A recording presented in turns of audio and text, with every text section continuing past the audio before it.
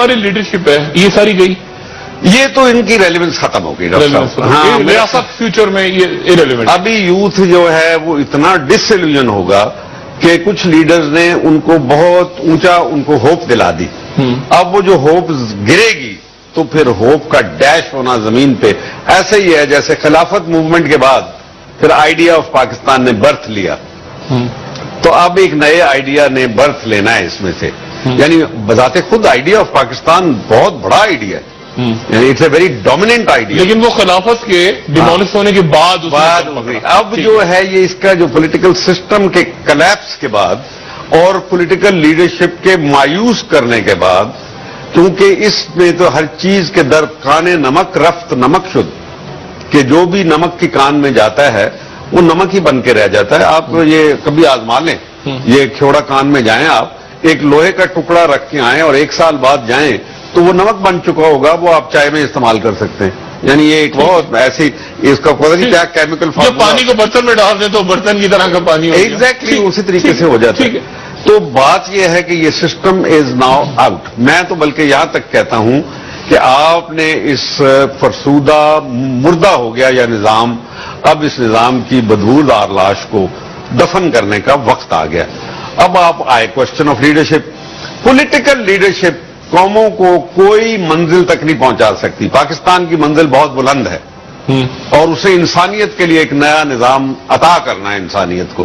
میں سمجھوں گا کہ we have to gift to the world a new system of socio economic order جو کہ ایگیلیٹیرین آرڈر, اور وہ ڈیموکریٹک. میں ڈیموکریسی کو ریجیکٹ نہیں کر رہا, لیکن عوام الناس کے ذریعے سے اللہ کی حکمرانی کا نفاذ, یہ تو وہ بھی عوام, لیکن ویسٹرن ڈیموکریسی نہیں. Please set this, western democracy نے ہمیں کالونائزیشن دی, سلیو ٹریڈنگ دی, ویسٹرن خون آشام جنگیں دی, ویسٹرن ڈیموکریسی نے ہمیں لوٹا.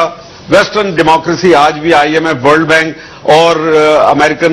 میں کہتا کر رہا ہوں یہ جو ویسٹرن ڈیموکریسی ہے, جمہوریت اگر ہے تو 2 سسٹم بنتے ہیں نا, ایک بنتا ہے صدارتی اور ایک پارلیمانی. صدارتی سے زیادہ قریب ہے اسلام سے. بالکل بالکل, میں یہ کہتا ہوں کہ ایک, لیکن ایوب خان کا بھی تو صدارتی تھا. نہیں, لیکن اس نے الیکٹرل کالج جو ہے وہ محدود کر دیا تھا نا. اس نے الیکٹرل آرڈر 80,000 کے اوپر رکھ دیا تو یہ غلط ہے, انڈائریکٹ الیکشن تھا. اچھا ٹھیک ہے. نو, اپنے آپ کو اگر آپ نے صدر چننا ہے, یعنی جو کہ آپ خلیفہ سمجھ لیں کہ بیلٹ اور بیعت آج ایک ہی چیز ہے. ٹھیک ہے, لیکن آج آپ کسی کو محروم نہیں کر سکتے بیعت سے. پہلے تو بیعت یہ وہ قبائل کے آ جاتے تھے بیعت کر لیتے تھے. آج آپ کو ایک اللہ نے طریقہ دیا ہے کہ آپ بیعت کر سکتے ہیں صرف اپنا انگوٹھا لگا کے انٹرنیٹ کے اوپر بایو میٹرک سے. آپ وہ قید کر سکتے ہیں. جیسے آج میں بھی کہتا ہوں کہ کشمیر کے اندر دونوں کی لسٹیں موجود ہیں, کہیں ایک نیوٹرل کمیشن بن جائے جنیوا یا کہیں پہ, اور وہ سب کشمیریوں سے لگا دے انگوٹھا یونائٹڈ نیشن کی قرارداد کے مطابق کس کے ساتھ جانا چاہتے ہو, تو فیصلہ ہو جائے گا یا نہیں. نو دس از بیعت. تو بیلٹ اور بیعت جو ہے اس میں آج فرق نہیں ہے. اس لیے جو ڈائریکٹ الیکشن سے آپ کا پریزیڈنٹ آنا چاہیے, یہ جو سسٹم ہے یہ ختم ہو گیا. آپ کہتے ہیں یہ آئین بھی گیا. آئین میں بھی مجھے نہیں, آئین کے اندر اتنی کانٹرڈکشنز ہیں کہ آئین اب بچتا ہوا نظر نہیں آتا. 73 کا آئین, کیونکہ آپ نے 58(2)(b) کو خارج کر کے اس آئین کا جنازہ نکال دیا, کیونکہ اب وہ طریقہ نہیں استعمال کر سکتے کہ آئین سسپینڈ ہو سکتا ہے. اسی طریقے سے 17 ججز نے افتخار چودھری صاحب کی سربراہی میں فیصلہ کر دیا کہ آئندہ لا آف نیسیسٹی جو ہے انووک نہیں ہوگا.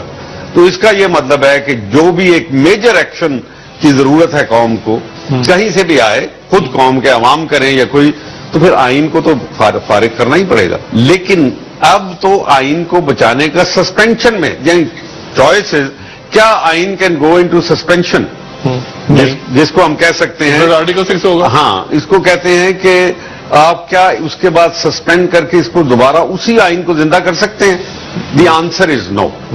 اب جو ہے یہ تو خیر جو بھی کریں گے آپ, اس کے بعد تو آپ کو کوئی جیورسٹی بتائے گا, لیکن اس کو کہتے ہیں سسپینڈڈ اینیمیشن.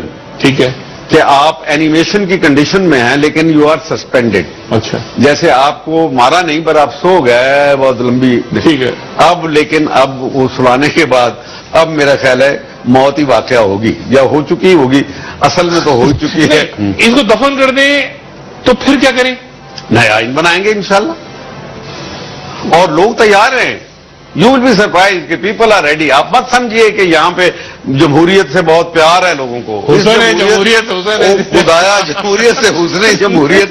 یہ حسن جمہوریت کیا اس نے داغدار کر دیا ہم کو. ہماری زندگیاں برباد کر دی لوگوں کی اور غریب لوگوں کا ستیہ ناش کر دیا.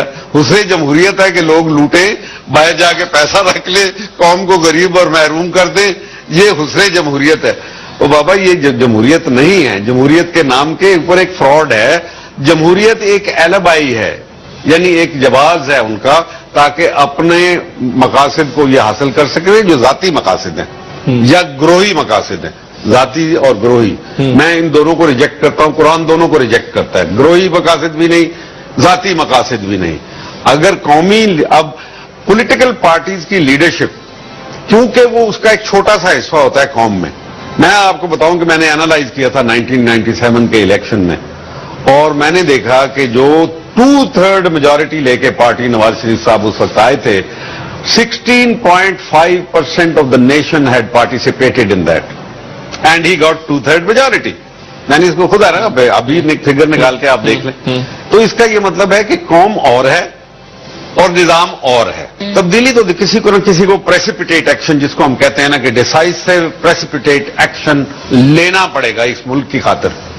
دس system in Pakistan can not coexist anymore. If you ask me, I will give a definite value judgment on this, although it's always risky to give a value judgment. But I am taking the risk کہ میں اس کے اوپر ایک value judgement دوں کہ Pakistan and this system can not coexist, but Pakistan must exist. Pakistan has to exist and we will exist. Therefore, anything that comes in the way must be knocked down.